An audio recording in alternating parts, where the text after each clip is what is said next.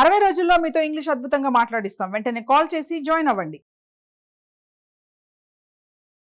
Hello నమస్తే, welcome to Suman TV. ప్రస్తుతం మనతో పాటు సైకాలజిస్ట్ గాయత్రి ఉప్పాలపాటి గారు ఉన్నారు. వీరితో ఈరోజు కొన్ని విషయాలు మనం డిస్కస్ చేద్దాం.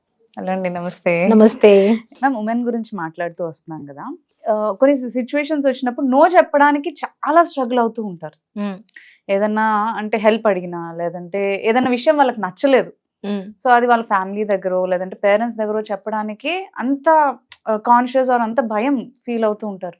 వై దిస్ ఇస్ లీడింగ్ అంటారు? అంటే ఇలా ఇంతగా ఆలోచించడానికి రీజన్ ఏంటంటారు అసలు? ఉమెన్ యాక్చువల్లీ విమెన్ ఇంతలాగా ఆలోచించడానికి ఏంటి అంటే రీజన్, నో చెప్తే వాళ్ళు నా గురించి ఏమనుకుంటారు అన్నది మెయిన్ రీజన్ అన్నమాట. అక్కడి నుంచి స్టార్ట్ అవుతుంది. అంటే ప్రాబబ్లీ నేను వాళ్ళ గురించి ఆలోచించట్లేదు, లేకపోతే వాళ్ళ గురించి నాకు కన్సర్న్ లేదు, వాళ్ళకి హెల్ప్ చేయాలి అని అనుకోవట్లేదు, ఎనీథింగ్. అంటే బేసిక్ గా నా గురించి వీళ్ళ ఒపీనియన్ మారిపోతుందా, దీని మీద జడ్జ్ చేసేస్తారేమో. కరెక్ట్, నేను నో చెప్తే నన్ను జడ్జ్ చేసేస్తారు అండ్ దాన్ని బట్టి నా మీద ఒపీనియన్ మారిపోతుంది అన్న ఒక భయం విమెన్ లో ఎక్కువ ఉంటుంది. రెండోది ఏంటి అంటే, విమెన్ యూజువల్ గా నో చెప్తే అవతల వాళ్ళు హర్ట్ చేస్తున్నానా అన్నది కూడా ఎక్కువ ఆలోచిస్తారు. బికాస్ హర్ట్ చేసే ముందు ఆలోచిస్తారు, అప్పుడు కూడా నో చెప్పడానికి ఆలోచిస్తారు వాళ్ళు. అలాగే నో చెప్పకపోవడం అన్నది విమెన్ అండ్ మెన్ ఇద్దరిలోనే ఉంటుంది, విమెన్ లో ఎక్కువ శాతం ఉంటుంది. ఇంకొక రీజన్ ఏంటి అంటే, మనం చాలా చిన్నప్పటి నుంచే విమెన్ కి అసలు మనం గర్ల్స్ ని రేస్ చేసినప్పుడు మనం వాళ్ళకి నో చెప్పనిస్తామా? లేదు కదా. నాకు ఈ డ్రెస్ వద్దు, బాగుంటుంది వేసుకో, యా, ఈ ఫంక్షన్ కి ఇలాగే రావాలా, నేను మామూలుగా వస్తా, ఇంత తయారవ్వాలా, లేదు అక్కడ అందరూ చూస్తారు బాగుండదు, నువ్వు ఒక్కదానివే వింతగా అనిపిస్తావు, వేసుకోవాల్సిందే. అలాగే ఈ పీరియడ్స్ టైం అప్పుడు సెలబ్రేషన్స్ ఇవన్నీ నాకు వద్దు, ఇదంతా ఏంటి, నో తీసుకుంటావా, అవ్వాల్సిందే. మ్యారేజ్ లో ఇంత సెలబ్రేషన్, ఇంత హంగామా, ఇదంతా అవసరమా, సింపుల్ గా చేయడానికి లేదా, ఇన్ని నగలు ఇవన్నీ వేసుకోవాలా, లేదు వేసుకోవాల్సిందే.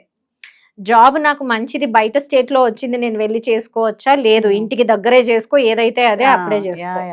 యుఎస్ వెళ్ళి చదువుకుంటా, లేదా ఎక్కడో అబ్రాడ్ వెళ్ళి చదువుకుంటా, పెళ్లి చేసేస్తాం, అక్కడికి వెళ్ళి తర్వాత నీకు ఏది కాలిస్తే అక్కడే ఉన్న అబ్బాయికి చేసేస్తాం, ఆ తర్వాత నీ ఇష్టం.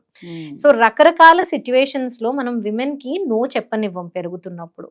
సో వాళ్ళకి అది అలవాటు అయిపోతుందండి. అంటే నేను నో చెప్పకూడదు, నేను అవతల వాళ్ళదే రిసీవ్ చేసుకోవాలి, వాళ్ళు నాకు నో చెప్పచ్చు, నేను తీసుకోగలగాలి, బట్ నేను నో చెప్పకూడదు అన్నది ఒకటి ఉంటుంది. ఇంకొకటి ఏంటి అంటే, women are always considered to be, అంటే వాళ్ళు ఎప్పుడూ కూడా ప్రశాంతంగా, ప్యాసివ్గా, మెత్తగా, సున్నితంగా ఇలాగే ఉండాలి అని ఒక ఎక్స్పెక్టేషన్ ఉంటుంది. కొంచెం కాన్ఫిడెంట్ గా ఉన్న విమెన్ గానీ, కొంచెం నో చెప్పినా, కొంచెం అవుట్ స్పోకెన్ గా ఉన్న విమెన్ ని మనం కేటగరైజ్ చేసేస్తాం, ఆరోగెంట్ అనేస్తాం వెంటనే. సో ఎప్పుడైతే ఈ కేటగరైజేషన్ మన మైండ్ లోనే ఉంటుందో, అంటే నేను కొంచెం శాతం అవుట్ స్పోకెన్ అయిపోతే నన్ను ఆరోగెంట్ అనేస్తారేమో, నన్ను పొగరబోతు అనేస్తారేమో, లేదా నన్ను సెల్ఫిష్ అనేస్తారేమో, లేకపోతే ఒక్కొక్కసారి ఈ అమ్మాయి రిలేషన్షిప్స్ కి పనికిరాదు, సెట్ కావు ఈ అమ్మాయికి రిలేషన్షిప్స్ అనేస్తాం, లేకపోతే నీ యాటిట్యూడ్ నుంచే నువ్వు ఇదంతా తెచ్చుకున్నావు, మేము ముందే అనుకున్నామని అనేస్తాం. ఇలా ఉంటే కష్టం, నువ్వు ఇన్ ఫ్యూచర్. కరెక్ట్, ఇలా ఉంటే కష్టము, మాకు ప్రాబ్లమ్స్ తీసుకొస్తావు అని తల్లిదండ్రులు అంటారు. సో ఇవన్నీ విని విని వాళ్ళకి ఏంటి అంటే, ఓకే నేను అవతల వాళ్ళకి బర్డెన్ అవ్వకూడదు, అంటే నేను వాళ్ళు చెప్పినట్టే నేను ఉండాలి అన్నది వాళ్ళకి మైండ్ లో చాలా ఫిక్స్ అయిపోతుందండి. సో ఆటోమేటిక్ గా వాళ్ళు నో చెప్పలేరు. అలాగే ఇంకొక మెయిన్ ఆస్పెక్ట్ ఏంటి అంటే, when you're corrected all your life, మీరు లైఫ్ బిగినింగ్ నుంచి ఎండింగ్ వరకు మీకు ప్రతి దగ్గర కరెక్షనే జరుగుతూ ఉంటుంది. ఇప్పుడు బయటికి వెళ్ళి ఒక బ్యాంక్ పని చేయాలి అంటే ఎలా చెయ్యాలి, ఏం చెయ్యాలి దగ్గర నుంచి అంతా మీకు ఎవరో ఒకరు గైడ్ చేస్తారు. ఇంట్లో ఉండిపోయిన ఆడవాళ్ళకి ఇంటి పని ఎలా చేయాలి అన్నది కూడా సలహాలు ఇస్తారు. సో ఎప్పుడైతే మనం ప్రతి దగ్గర వాళ్ళకి అడ్వైజులు ఇస్తూ ఇదే చెయ్యు అని మన మైండ్ మీద డిపెండ్ చేపిచ్చేస్తాము, అలాగే వాళ్ళని లైఫ్ లాంగ్ కరెక్ట్ చేస్తూ ఉంటున్నాము, వాళ్ళకి కాన్ఫిడెన్స్ ఎక్కడి నుంచి వస్తుందండి? Because confidence is action, not thought. ఇప్పుడు నేను చాలా కాన్ఫిడెంట్, నేను చాలా స్కిల్డ్ అని అనేసుకోలేము కదా, అది నిలవదు, ఆఫ్టర్ సమ్ టైం పడిపోతుంది అది. అదే మనం స్కిల్ బై స్కిల్ పెంచుకుంటున్నాం, అంటే నేను గృహిణి బట్ ఐ కెన్ డూ, బయటికి వెళ్ళి నేను గ్రాసరీస్ చేసుకోగలను, లేకపోతే ఇన్ని టాస్క్స్ ఇండిపెండెంట్ గా చేసుకోగలను, నేను పబ్లిక్ ట్రాన్స్పోర్ట్ తీసుకొని వెళ్ళి నాకు కావాల్సిన పనులు చేసుకొని రాగలను, నేను బ్యాంక్ లో నాకు కావాల్సిన పనులు చేసుకోగలను, లేదా ఐఎమ్ కెరియర్ ఉమెన్, అలాగని నేను రెండు బ్యాలెన్స్ చేసుకోగలను. లేదా ఒక్కొక్కసారి ఇంటిని డెలిగేట్ చేయొచ్చు, కుక్ ఉండొచ్చు, మెయిడ్ ఉండొచ్చు, వాళ్ళని మానిటర్ చేసుకుంటూ నేను రెండు రన్ చేసుకోవచ్చు. సో ఇలా వాళ్ళు ఎప్పుడైతే స్కిల్ బై స్కిల్ డెవలప్ అవుతారో కాన్ఫిడెన్స్ పెరుగుతుంది వాళ్ళకి. మనం స్కిల్ పెరగనివ్వకుండా మన మీదే డిపెండెంట్ చేసేసి వాళ్ళకి స్కిల్ ఇవ్వకపోతే వాళ్ళకి కాన్ఫిడెన్స్ ఎలా వస్తుందండి? సో ఎప్పుడైతే మనం చిన్నప్పటి నుంచి వాళ్ళకి స్కిల్ పెంచుతామో, లైక్ ఫర్ ఎగ్జాంపుల్ చదువు మీద ఎంత ఇంపార్టెన్స్ పెడతారో లైఫ్ స్కిల్స్ మీద కూడా అంతే ఇంపార్టెన్స్ పెడుతున్నారు. కుకింగ్ నేర్చుకో, డస్టింగ్ నేర్చుకో, ఏదైనా స్కిల్ నేర్చుకో, స్విమ్మింగ్, స్పోర్ట్ ఈక్వల్ గా నేర్చుకో, హాబీ ఉండాలి. నీకు నచ్చింది ఏదైనా చూస్ చేసుకో. నాకు నచ్చింది కాబట్టి నువ్వు చెస్కి వెళ్ళిపో, టెన్నిస్కి వెళ్ళిపో, దీనికి వెళ్ళిపో కాదు, నీకు నచ్చింది చూస్ చేసుకో. అలాగే నీకేంటి, నీ థాట్స్ ఏంటి అన్నది ఓపెన్ గా పబ్లిక్ స్పీకింగ్ చేయొచ్చు, ఎలక్యూషన్స్ ఉంటాయి, ఇవన్నీ ఉంటాయి. సో ఓవరాల్ ప్రోగ్రామ్స్ లో కూడా పార్టిసిపేట్ చేయి. ఇంట్లో కూడా న్యూస్ పేపర్ చదువుతూ నీ ఒపీనియన్స్ ఏంటినో చెప్పొచ్చు. మాలాగే ఉండవసరం లేదు, నీ ఒపీనియన్ డిఫరెంట్ గా ఉండొచ్చు, బట్ నీ ఒపీనియన్స్ కూడా మేము రెస్పెక్ట్ చేస్తాము. సో ఇవన్నీ ఎప్పుడైతే మనం ఒక ఫ్రీడమ్ ఇంట్లో ఇస్తూ వాళ్ళ థాట్ కు ఒక ఫ్రీడమ్ ఇస్తామో ఆటోమేటిక్ గా వాళ్ళు చాలా క్లియర్ గా వాళ్ళు నో చెప్పగలుగుతారు, వాళ్ళు నో రిసీవ్ చేసుకోగలుగుతారు. సో ఇది పెద్ద అయ్యాక కూడా వాళ్ళకి ఈజీ అవుతుందండి, స్ట్రగుల్ అవ్వరు. సో నువ్వు నో చెప్పడం వల్ల అవతల వాళ్ళకి నువ్వు నచ్చలేదు అనుకో, ఇట్స్ ఓకే.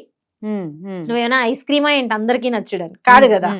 సో నీ చాయిసెస్ నీకు ఉంటాయి, it's okay to make some choices. And ఒక్కొక్కసారి నీ నో తీసుకోలేకపోతున్నారు అంటే వాళ్ళు నిన్ను రెస్పెక్ట్ చేయట్లేదు అని అర్థం. సో నిన్ను రెస్పెక్ట్ చేస్తే నో రిసీవ్ చేసుకోవాలి కదా. సో రిపీటెడ్ గా నీ చేత నో చెప్పించుకుంటున్నారు, బట్ వాళ్ళలో చేంజ్ రావట్లేదు అంటే వీళ్ళు నా లైఫ్ లో ఉండాలా లేదా అన్నది కూడా నువ్వు ఆలోచించుకోవాలి. Because that's the first step for teaching them abuse కదా. బాటమ్ లైన్ ఫర్ అబ్యూస్ చెప్తున్నాం మనం అక్కడ. సో నో రిసీవ్ చేసుకోవట్లేదు అంటే వాళ్ళతో నువ్వు ఉండాలి అనేం లేదు. రిపీటెడ్ గా అదే ప్లేస్ లో నువ్వు హర్ట్ అవుతున్నావు, ఆలోచించుకోవాల్సిన విషయమే కదా. సో ఎప్పుడైతే మనం ఇది చెప్తామో ఆటోమేటిక్ గా బయట రిలేషన్షిప్, ఇంటి బయటనున్న రిలేషన్షిప్స్ కూడా బెటర్ అవుతాయి. తర్వాత పార్ట్నర్స్ తో కూడా వీళ్ళ రిలేషన్షిప్స్ బాగుంటాయి. అదే అనుకుంటున్నాను. ఇప్పుడు పేరెంట్స్ ఇలా వీళ్ళని ఇలా పెంచిన తర్వాత రిలేషన్షిప్ లోకి వెళ్ళిన తర్వాత వాళ్ళు నో చెప్పలేకపోతున్నారు. ఖచ్చితంగా. అండ్ మీరు అన్నట్టు ఏమనుకుంటారో, లేకపోతే ఏమంటారో, నన్ను జడ్జ్ చేసేస్తారేమో, ఐఎమ్ నాట్ పర్ఫెక్ట్ అని అనుకుంటారేమో, గుడ్ గర్ల్ కాదని అంటారేమో అనే థాట్ వచ్చేస్తుంది ఖచ్చితంగా. అండ్ ఇక్కడ ఒక చిన్న కేస్ ఎగ్జాంపుల్ చెప్తాను. నా దగ్గరకు వచ్చిన కేసులో ఒక ఫ్యామిలీ థెరపీకి వచ్చారు వాళ్ళు. అమ్మాయి చాలా క్లియర్ గా చెప్పింది, ఒక 12-year-old అమ్మాయి, మీరు నన్ను కొడుతున్నారు, తిడుతున్నారు యాజ్ పేరెంట్స్, నేను ఎన్నిసార్లు చెప్పినా సరే మీరు ఆపట్లేదు. అంటే మదర్ వెంటనే నేను కొట్టట్లేదు, తిట్టట్లేదు, నేను ఓన్లీ గిల్లుతున్నాను అన్నారు. అమ్మాయి ఎంత చక్కగా చెప్పింది అంటే, గిల్లినా సరే అది అబ్యూసే కదా. కొట్టడము, తిట్టడము, గిల్లడం కూడా నాట్ ఓకే. మీరు ఇప్పుడు నన్ను ఇలా ట్రీట్ చేస్తే రేపు నాకు వచ్చే హస్బెండ్ కూడా ఇలా ట్రీట్ చేస్తే ఓకే, నేను భరించాల్సిందే అన్నదే నాకు అలవాటు అవుతుంది, మీకు ఓకేనా అది అని అడిగింది. సో అది ఎంత పవర్ఫుల్ థాట్ అండి. ఇప్పుడు యాజ్ పేరెంట్స్ మనం అది కొడుతున్నాము, తిడుతున్నాము, మన ప్రకారంగా వాళ్ళు మారట్లేదు అని కొట్టేస్తున్నాం. మన కన్వీనియన్స్, మనకు కావాలనుకున్నది అవ్వట్లేదు, లేదా ఒక్కొక్కసారి మనకు కావాలనుకున్నది అది మంచిదే కానీ పిల్లలు వ్యతిరేకిస్తున్నారు, మనం కొడుతున్నాము. అర్థం చేసుకోవాలంట. అబ్సల్యూట్లీ అర్థం చేసుకోవాలి, లేదా ఆగాలి. బికాస్ ఇది ఏంటి అంటే కొట్టడం, తిట్టడం వల్ల మార్పు రాదండి. ఇన్ఫాక్ట్ వాళ్ళు మీ గురించి ఇది మనసులో పెట్టుకుంటారు, మీతో డిస్టెన్స్ వస్తుంది వాళ్ళకి ఖచ్చితంగా. మిమ్మల్ని ఫిజికల్ గా ఫైట్ చేయలేరు, బికాస్ ఫైనాన్షియల్ గా మీ మీద డిపెండెంట్ ఉంటారు కాబట్టి ఫిజికల్ గా మిమ్మల్ని ఫైట్ చేయలేరు. ఏ రోజైతే వాళ్ళకి ఫైనాన్షియల్ ఇండిపెండెన్స్ వస్తుందో మీతో కనెక్షన్ ఉండదు వాళ్ళకి. సో అప్పుడు మనం ఏడ్చి లాభం ఉండదు. సో ఇప్పుడు మనం కొడుతున్నప్పుడు మనకే ఎమోషనల్ కంట్రోల్ లేదు, వాళ్ళకి ఏం నేర్పుతాం? సో ఖచ్చితంగా పిల్లలకి నో, వాళ్ళ బాడీ పరంగా, వాళ్ళ ఇమోషన్స్ పరంగా, వాళ్ళ ఫ్రెండ్స్ పరంగా, వాళ్ళకి ఏం కావాలి, కెరియర్ పరంగా, లైఫ్ పార్ట్నర్ని చూస్ చేసుకునే దగ్గర, పిల్లల్ని ఎప్పుడు కనాలి అన్న దగ్గర, ప్రతి దగ్గర కూడా పిల్లల్ని నో చెప్పనివ్వాలి.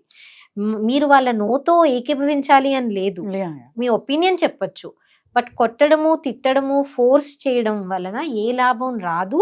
పైపెచ్చు వాళ్ళు ఎవరన్నా సరే నన్ను ఇలాగే ట్రీట్ చేసినా పర్వాలేదు, సో రేపు ఫ్రెండ్స్ కొట్టినా సరే వాళ్ళు ఓకే అనుకుంటారు. లేదా ఫ్రెండ్స్ ఎవరన్నా దుఃఖ పెడుతున్నారు వాళ్ళని కొట్టేస్తారు వీళ్ళు, బికాజ్ నేను వాళ్ళని దుఃఖ పెట్టానని నన్ను పేరెంట్స్ కొట్టారుగా, సో కొట్టడం సొల్యూషన్ గా వీళ్ళ ఫ్రెండ్స్ ని కొట్టచ్చు. సో అక్కడ వైలెన్స్ ఆటోమేటిక్ గా పెరుగుతుంది. అలాగే రేపు పార్ట్నర్ ఎలా ట్రీట్ చేసినా సరే నేను ఉండాల్సిందే, లేదా మా ఇంట్లో వాళ్ళకంటే కొంచెం నన్ను మంచిగా చూసుకుంటే నేను ఆ పార్ట్నర్ నమ్మేస్తాను, నేను వెంటనే వాళ్ళని నమ్మేస్తా. సో ఈ ప్రాసెస్ కూడా స్టార్ట్ అవ్వచ్చు. సో మీ పిల్లలు మిమ్మల్ని పూర్తిగా రెస్పెక్ట్ చేయాలి అని అనుకుంటే ఫస్ట్ కొట్టడము, తిట్టడము, వాళ్ళ నో రిసీవ్ చేసుకోవడము, ఇవన్నీ కూడా చాలా ఇంపార్టెంట్ అండి. సో ఏ రకంగా కొట్టడం, తిట్టడం, కంట్రోల్ అన్నది ఉండేకూడదు. Thank you Thank you.